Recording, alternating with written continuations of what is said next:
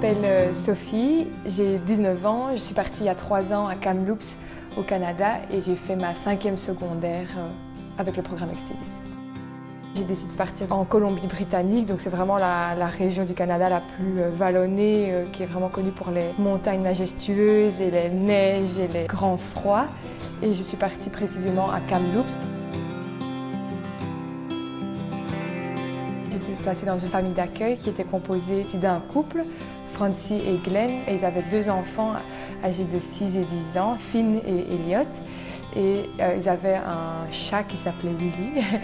J'étais chez eux, donc c'était à un autre bout de la ville, à flanc de montagne, à la lisière de la forêt.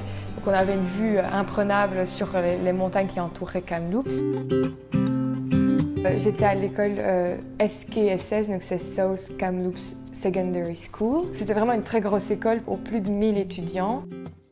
Avec le programme Expedis, j'ai dû avoir 4 cours à imposer par mon école de Belgique et les 4 autres que j'ai pu choisir. Donc moi, j'ai décidé de mettre les 4 cours imposés dans le premier semestre pour que le deuxième soit beaucoup plus axé sur la découverte.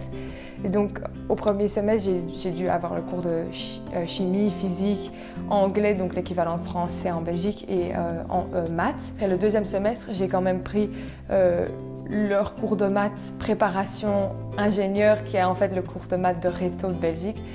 Et puis j'ai pris un cours de photo, j'ai pris un cours d'orchestre, donc j'ai appris là-bas à faire de la flûte. J'ai pris un cours d'art. C'est ça qui était vraiment l'opposé de ce qu'on trouve dans un enseignement général en Belgique, et donc c'était vraiment super chouette à découvrir pendant le deuxième semestre. Il y avait plein de clubs. Il y avait le club écolo, le club des échecs, le club de lecture et ouais, mais vu que ça prenait quand même déjà 2 temps de midi, j'essayais de consacrer les autres temps de midi à mes amitiés parce que sinon on se voyait plus puisque on courait partout dans l'école. Et j'ai aussi participé au club de cross-country, c'était la course à pied. Donc moi je pensais que c'était la course à pied comme en Belgique, mais au Canada, il faut savoir qu'en tout cas en Colombie-Britannique, c'est jamais plat. Donc j'étais plutôt la petite Belge à la traîne, dont tout le monde avait un peu pitié, mais je me suis bien amusée et c'était gai. Tout le monde m'applaudissait quand j'arrivais dernière, mais c'était super comique et au final c'était quand même des super bons souvenirs, quoi.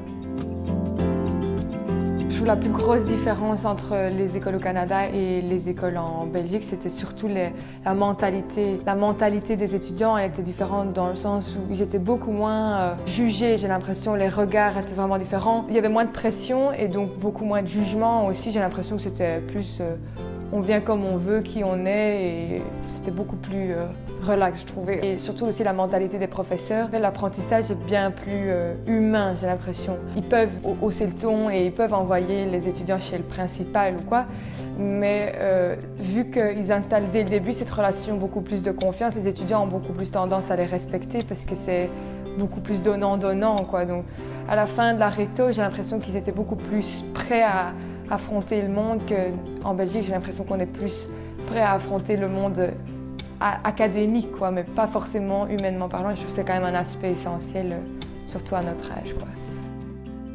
Il y avait vraiment beaucoup d'étudiants d'échange dans la ville et dans mon école même, il y en avait quand même une bonne 50aine et c'était comme ça chaque année. Donc on n'avait pas l'élément émerveillement, c'est un étudiant d'échange, c'était plutôt oh, un étudiant d'échange, on le reconnaît. Mais ça n'a pas, enfin, c'était différent de ce à quoi on s'attend. Mais je trouve que c'était vraiment une richesse parce que maintenant, j'ai soudé des liens super forts avec des gens de Taïwan ou du Brésil ou de l'Allemagne et finalement, c'est super gai aussi, quoi. Ça fait partie d'un tout maintenant.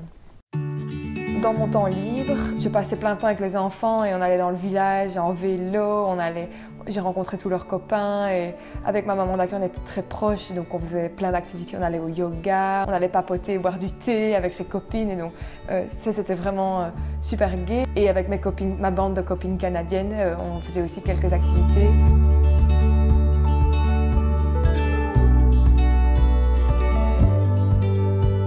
J'ai partagé déjà l'expérience du Thanksgiving, ça c'était déjà un gros événement. Il y avait Halloween aussi, quand on sortait tout le monde était dehors et puis il y avait des feux d'artifice et tout le monde allait chercher les petits les bonbons aux portes. On a aussi fêté Noël qui a aussi un peu une autre dimension je trouve qu'en Belgique, sachant que toutes les maisons sont décorées mais de la cheminée jusqu'à la clinche de porte, on a fait même un tour des maisons les plus décorées et c'est vrai que c'est assez impressionnant. Moi j'ai fait des choses que a priori j'aurais jamais vraiment aimé faire en Belgique. Et au final, en découvrant ce que les autres ont à nous apporter, même si c'est quelque chose qu'a priori on ne ferait pas, on découvre plein de choses et c'est ça aussi le but, de découvrir des choses qu'on ne fait pas forcément ou qu'on n'aime pas forcément.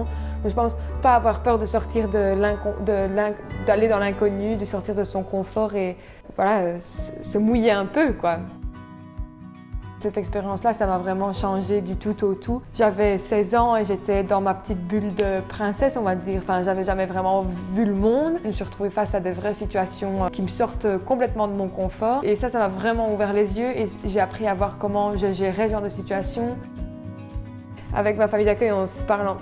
Je pense qu'on n'est jamais resté plus d'une semaine sans s'envoyer des messages. C'est plutôt tous les jours ou tous les 2 jours, on s'envoie des petites nouvelles et on s'appelle encore très régulièrement. Donc, on s'envoie des cartes, on s'envoie des colis. Donc c'est vraiment, oui, c'est là. On sait que quand on se reverra, rien n'aura changé. Et là, on attend juste de pouvoir se revoir.